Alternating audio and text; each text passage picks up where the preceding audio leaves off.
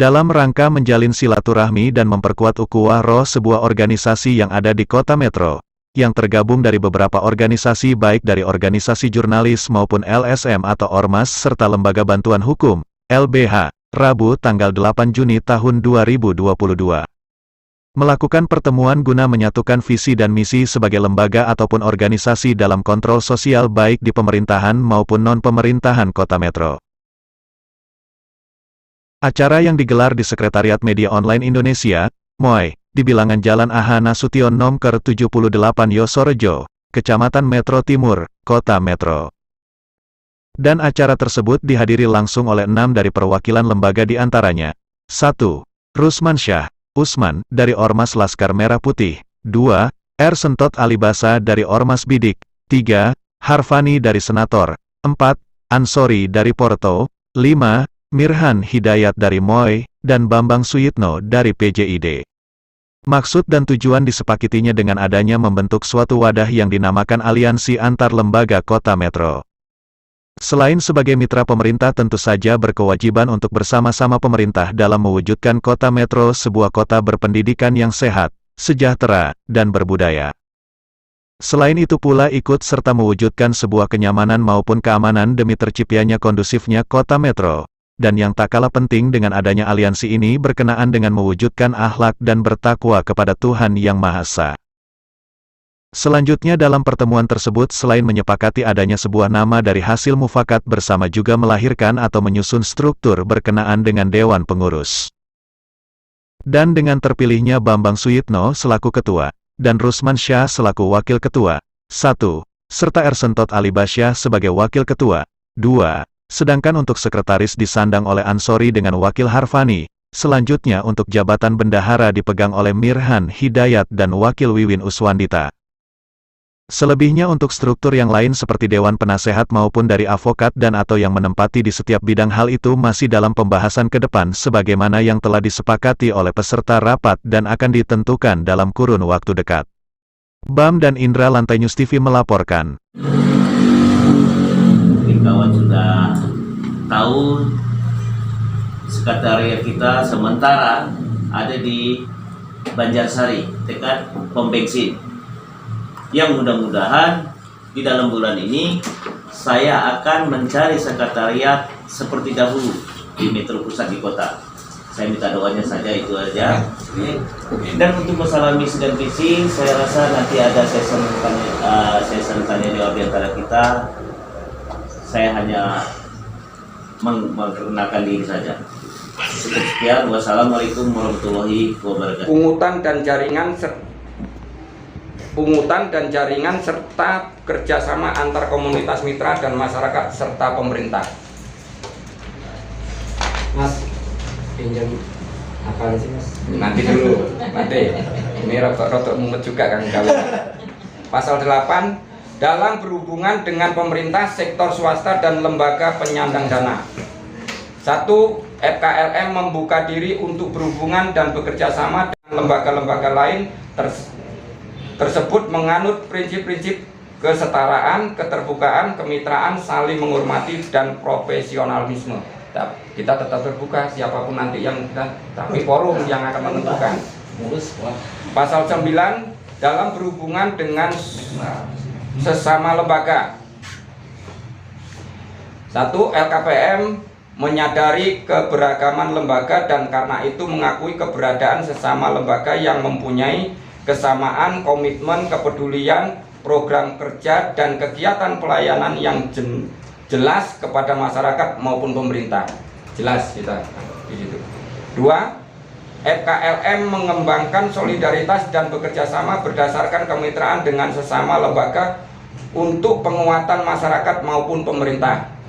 3. FKLM bekerjasama dalam mengembangkan profesionalisme yang didasarkan pada dedikasi dan kejujuran dalam melayani masyarakat maupun pemerintah.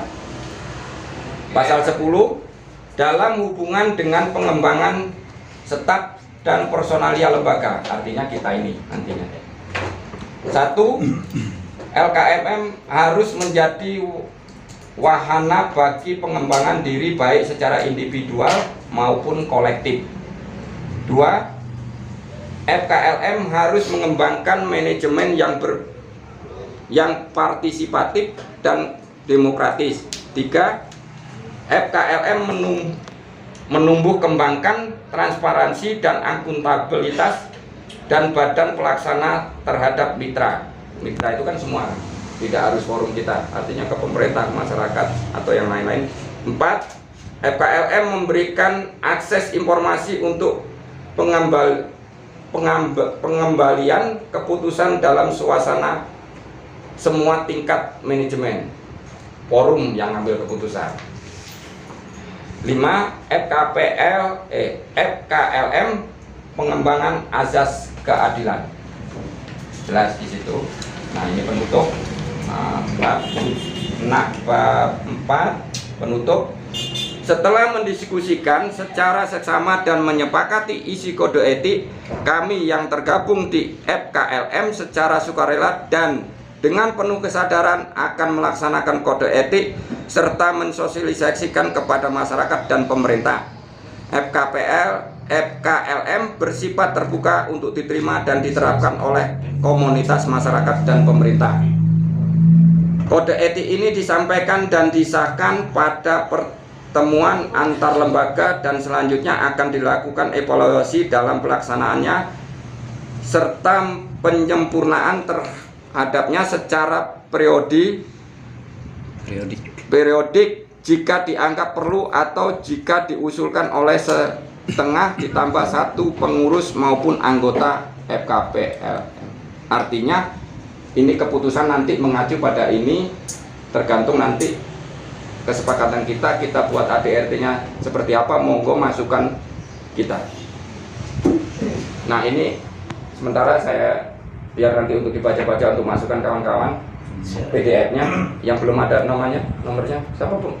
Ansori. Organisasi jurnalis bahkan lembaga bantuan hukum atau LBH merupakan hal yang esensial bagi keberadaan dan kesejahteraan umat manusia. Bahwa keberadaan FKLM, pengertiannya tetap ya Mas ya, adalah perwujudan dan pertanggungjawaban kemanusiaan berupa kebebasan, inisiatif, kesetaraan, pluralisme, solidaritas, keadilan, dan oleh karena itu harus selalu diperjuangkan.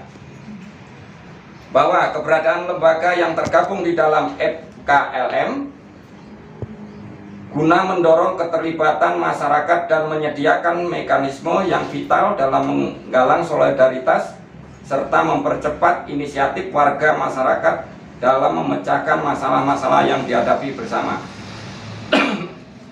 Bahwa keberadaan FKLM mempunyai peran dalam mengembangkan potensi kemandirian dan meningkatkan kepedulian dan mengatasi persoalan sosial kemasyarakatan.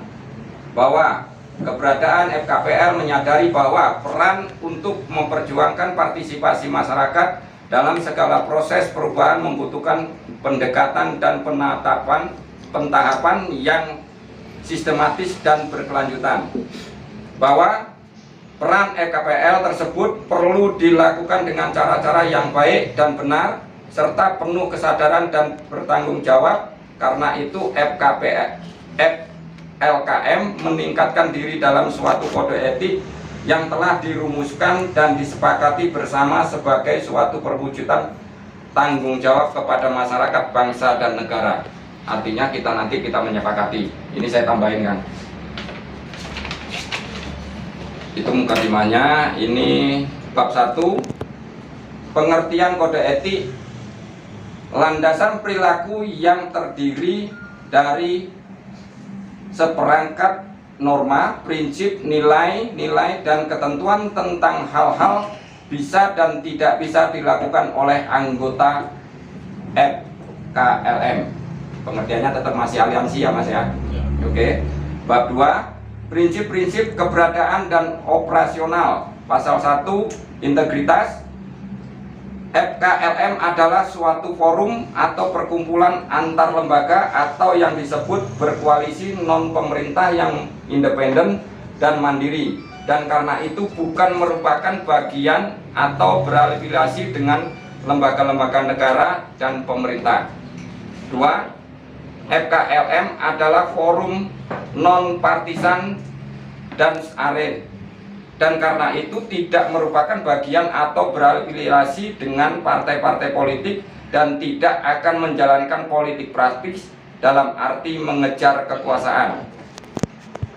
Tiga, FKLM adalah forum non-sekretarian dan membebaskan dirinya dari praktek-praktek diskriminasi atas dasar agama, suku, ras, golongan, fisik, orientasi seksual, dan gender. 4. FKLM adalah forum yang didirikan dengan visi dan misi yang jelas memihak masyarakat marginal, artinya masyarakat metro khususnya. 5. FKPL adalah forum yang didirikan dengan orientasi tidak mencari keuntungan untuk dibagi-bagikan kepada pendiri dan pengurus, melainkan untuk mengabdi kepada sesama umat manusia dan kemanusiaan. 6. FKLM adalah forum yang berpegang pada prinsip-prinsip pengelolaan sumber daya, alam dan lingkungan hidup, serta berkelanjutan serta penghormatan tentang HAM. 7. FKLM adalah forum yang mewujudkan visi dan misinya tidak dilakukan praktek-praktek kolusi dan nepotisme. Itu pasal 1. Untuk pasal 2, transportasi. 1. Sesama informasi transformasi, maksud saya transformasi. 1. Sesama informasi yang berhubungan dengan misi ini, keanggotaan, kegiatan, dan pendanaan dari FKLM pada dasarnya bersifat publik. Karena itu FKLM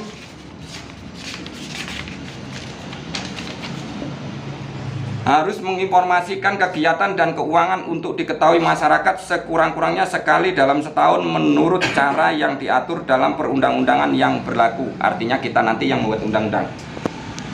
2. FKLM bersifat terbuka terhadap setiap pendapat dan gagasan-gagasan baru yang mengedepankan masyarakat marginal dan akan bekerja sama dengan mencapai atau untuk mencapai tujuan bersama. 3. FKLM bersifat terbuka terhadap keterlibatan komunitas dan masyarakat sipil lainnya untuk meningkatkan kinerja.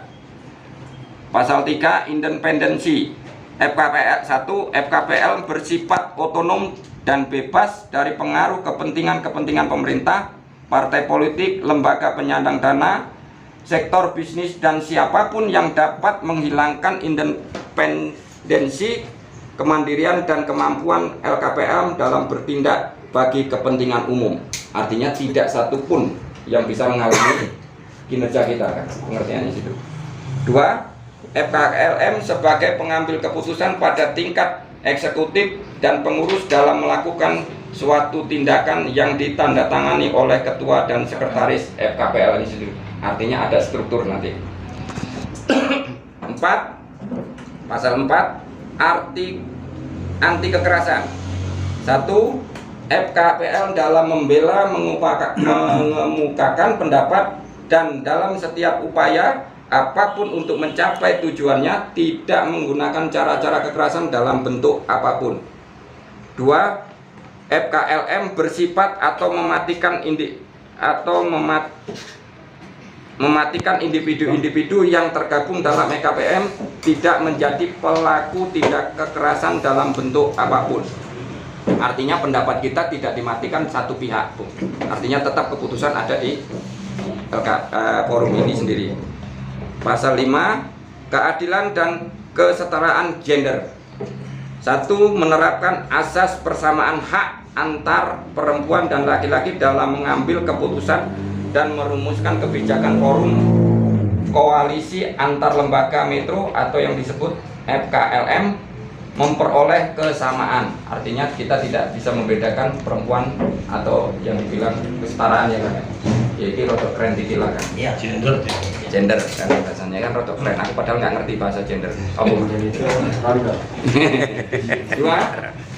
Selalu menerapkan prinsip-prinsip kesetaraan dan keadilan gender dalam setiap program dan kegiatan yang